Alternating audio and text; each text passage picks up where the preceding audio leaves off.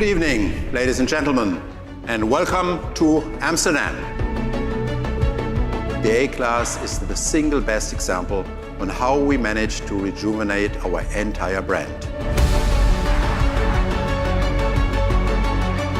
We combine something that is very beautiful with something that is very clean, contemporary and techy. And I think that's the expression all over the car. When you see the proportion, when you see the stance, when you see the treatment of the exterior, I'm truly convinced that this is, again, one generation ahead.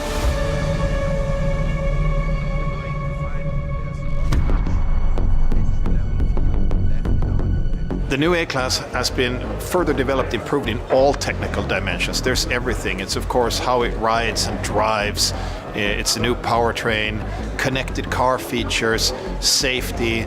Everything on the new A-Class has been improved. I very much like the design, the exterior design, the interior design, but I have to admit that the new MBUX system, of course, is an absolutely wow innovation, and I'm personally especially keen on that one. Hey Mercedes. Yes, please. Tell me a joke, please. Sorry, my engineers were German.